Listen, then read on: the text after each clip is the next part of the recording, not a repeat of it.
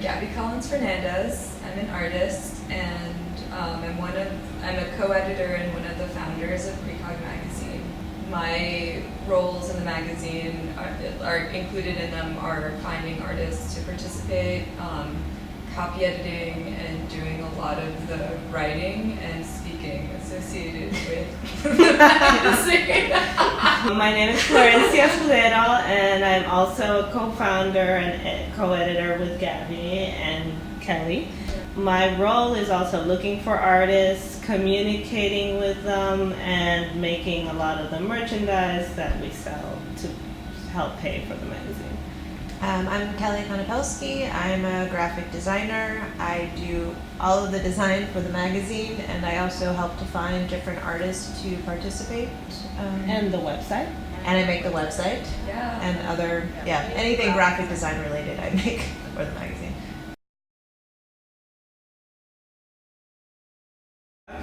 And Precog means we took it from Minority Report, and it's this like creature that floats around and foresees the future. Right, and we were just thinking about precognition as well, or like the idea that as artists we would be able to predict something, or how artists are kind of able to synthesize this information about like trends and materiality and technology and say something that people wasn't ready yet for.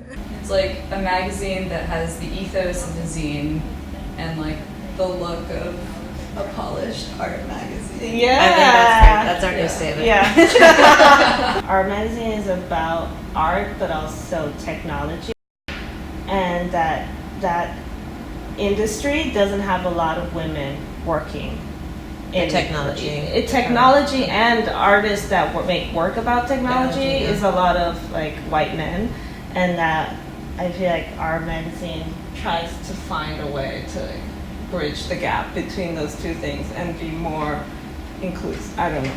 I think also like something early on that we had talked about was a kind of frustration that things that were related to tech had to look like tech. Yeah. You know, that like actually most of the ways that people use like tech right now are so vernacular, and like it affects our lives and shapes the way we like move through the world. How we vote. Like how hand gestures now are like totally codified by touch screens, and these things are all super material, like even ideas and shifts in perspective or shifts in framing, like ideas about spatial stacking, like are influenced by digital looking and digital conceptions of the self and representations, and those things can like manifest in so many different ways, and like doesn't have to be something that like would fit inside of like an art and tech show or something like that. Right. And making space for that conversation to be super varied, like the way it is in life. I guess it's also probably important to say that something that we didn't want to do was like make a theory magazine. Yeah. I don't know if there's anything more to say about that, but that like we want like the magazine always sort of highlights the ways that artists are intelligent and like intuitive, but no one really needs to prove a point. No, but also playful and fun. You want this to be a space that it doesn't feel, that anyone has to be too it's intellectual not an academic journal. But we welcome an academic argument. We started this magazine 5 years ago. In 2014. Yeah. And it started as a reading group and we were trying to have this reading group, and it wasn't working out, so we were thinking, okay, let's just make this magazine and it's not going to be serious or anything. And it ended up being like only me and Gaby wanted to make the magazine. We were trying to read the Donna Haraway's text, the Cyborg Manifesto, and conceptually Flo and I had been talking for a while about how like interwoven digital experiences and material experiences are, and how a lot of our friends who were women or queer or non-binary and trans like had a relationship to the body and materiality which seemed informed by digital like subjectivity or something like this, and we were like, it would be great to be able to have a place to talk about this that's not based on the internet, that's like a physical object that deals with these kinds of transactions. And it's also not a gallery, so it's Yeah. something that you can buy and it can move and be bought by different kinds of people that aren't just artists. We did our first issue and we made some shirts of the spreads just for fun because we were like, okay, let's do this. Well, when we went to the book fair, we had published volume 1 and we published volume 2 for the book fair, and we realized that with the shirts, were able to pay for the magazine with a combination of sales from the magazine and merchandise. And at that point, Flo and I were doing everything, which is one reason why the design of issues 1 and 2 is very different. really all over the place. It's very experimental. I don't know how I found out about Kelly, but I asked Kelly. We're mutual friends. So the next issue, Kelly came on strong. yeah, And we she were was like, great. okay, it's time to get serious. Yeah, but I think we've done a really good job of dividing and conquering pretty Yeah. much, and sort of figuring out what our roles are and how we can all help each other out to sort of make this come Yeah. to life, and knowing what our strengths and weaknesses are. Like Flo is great at scheduling. I am not. So I always think she's always sort of responsible for that, and Gaby makes our words come to life. Things like that. So I think it's important to know that we all have sort of a strength that we can bring together. No, from the beginning we didn't have a plan. We literally learned everything as we had Yeah. to do it. And learning basic business kind of structured things has been a little difficult, and that's I guess what we're still learning, or we're always learning. But yeah, like you need to get a tax ID, you need to go to like All the the logistics. airport and figure out why your thing is not like your Magazine is in customs. in customs, like being Yeah. held up by I don't know Yeah. all these things that you don't know about until you do something and you have like all these problems. But it is really funny that some people think that there's more people involved in this thing, or that we have money coming from outside, or that we have enough money to pay them. Like people just email us asking for a job, and we're like, we can't even pay ourselves. Sure. Some people don't understand how expensive it is to print something, because when you go to a store, a magazine might be like $10, and then Yeah. ours is $30, which is still pretty cheap. But it does take us a long time to fundraise. The magazine is funded just by sales of the magazine and merchandise, and then whatever we need to cover. Yeah. We did a Kickstarter once last year, And it was a lot of work. and it was a lot of work, but at the same time, like people essentially on the Kickstarter, the rewards, or like the sort of what people got, what they were buying were pre-orders of the magazines, old issues of the magazines, and merch. So that was They were pretty much that's just it. buying the They were magazine. just buying the magazine.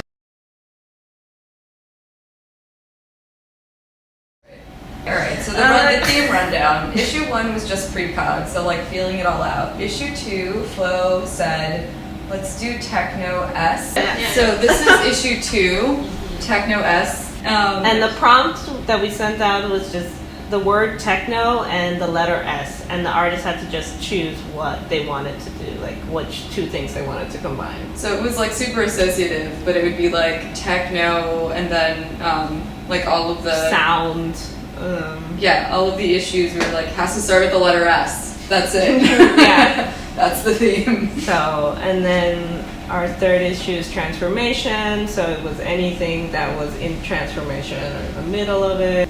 But also for issue 3, we knew, like issue 3 sort of marks the transformation of the magazine as well. Like we knew that we would be working with Kelly. Yeah. And like the next one, Is Empire Vampire, which Which came from like the darkness of 2017. Mm-hmm. So, you know.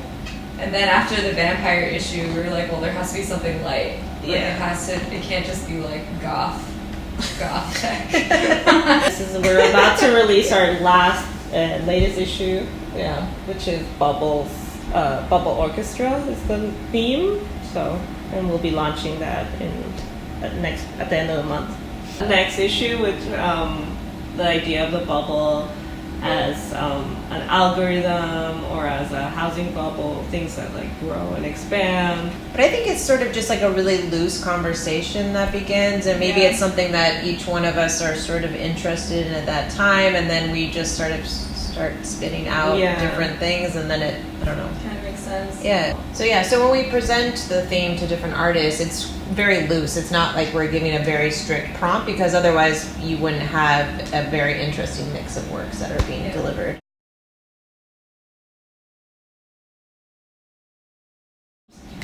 That's a good question. I think we're still trying to find that balance. I am, at least. Yeah. I think it just sort of, since I'm a freelance designer, my hours fluctuate, and which gives me the freedom to sort of do these sorts of projects, which is nice. But yeah, sometimes it's hard to know like when we're actually producing the magazine, if I'm going to be in a much busier space working wise than not. But I think we all work a lot. Once a year. Yeah, That's what we And do. Yeah, it's like we decided it's a lot of work, but it's once a year. It's once a year, so it takes a whole year to get this one thing together. And yeah, we all work different jobs and make our own art, so it's always a balance of. One thing which is really beneficial about the magazine, especially as an artist or like as artists too, is that when you make art by yourself, it's really lonely, and you can feel like the only thing that's important in the world is like yourself and your studio and like where you are and what you're doing. And this is really a way of like being in touch with just a much wider network of people, and doing something that you want, that you can just make and put out in the world, is so much more fun than like suffering. Yeah. Yeah. You know what I mean? No, I know. And I feel like sometimes there's artists that I think are important to me, or that I see, I'm like, oh, this person, they're not getting enough attention, and you know, you're not important either, but you want to try to give someone space, and also gives people space to do something that is out of their practice, I think can be really helpful. And sometimes people will make something just for our magazine, and then they start a whole new project.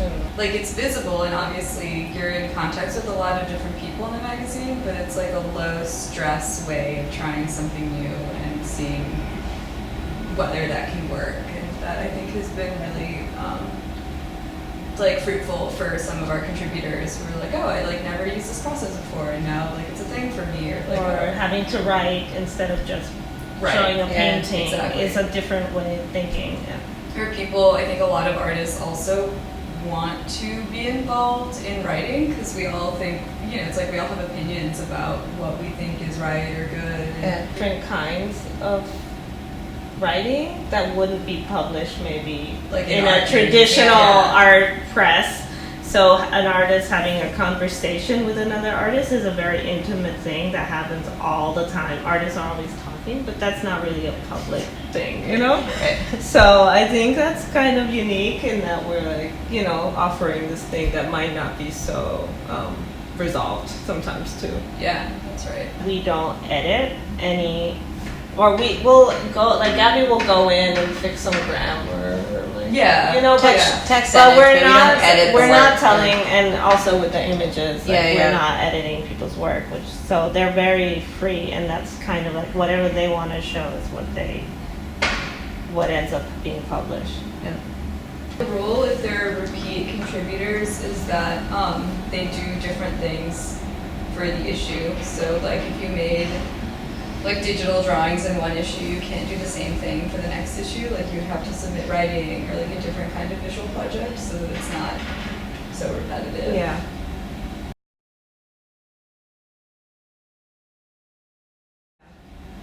But each one of us is asking different artists, so we all sort of make a list of who we think would be good, and then we sort of send the first ask out from there. And sometimes they respond, sometimes they don't respond. So sometimes you have to find people to replace them, and then sometimes they come back. So that's why I think our issues have been expanding, because a lot of times we don't know who's actually going to do the work until the last minute, and then we're like bombarded. And I think we went from being like a 60-page publication to 120-page. It just keeps getting bigger and bigger. Issue 4 is 140 pages. I think so. Yeah. This last and now we're at 164. Yeah, that's something we've really had a hard time figuring out, is how to figure out what's the best way to communicate with people.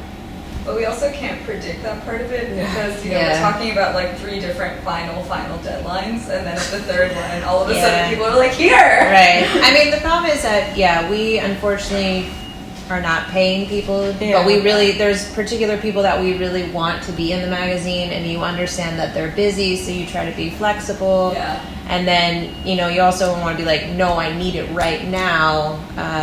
You and just then can't. So, but it does get to the deadline to the point where you're like, okay, I need to print in 4 days, and I still am not. I do not have all the works right now. Right. So I think finding that balance of how we sort of become the project managers on top of also wanting to be part of the creative process is a hard balance to figure out. Our dream goal is to be able to pay artists at least something for contributing in the magazine and have enough money at the start of an issue to be able to print a functional run of like 500 copies. And then we would be set.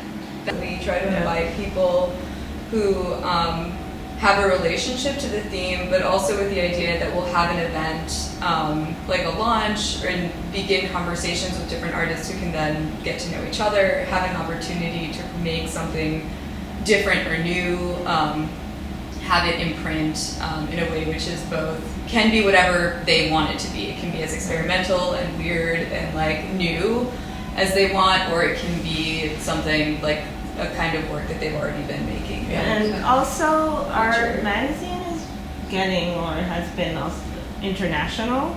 So it's not just artists living in New York. We invite artists from all around the world. And Kellie has a background in exhibitions as well. Yes. So that's definitely something that, like, thinking of the magazine as like A curatorial. either like thinking of the magazine as a curatorial project, and like anything outside of the magazine that we do is this kind of extended publishing idea has been something that we've been thinking about, how these two ideas interrelate. But at the end of the day, we love doing it, and that's why we put all the Yeah, time we into wouldn't it. do it if we didn't like really get excited about Yeah. what is happening.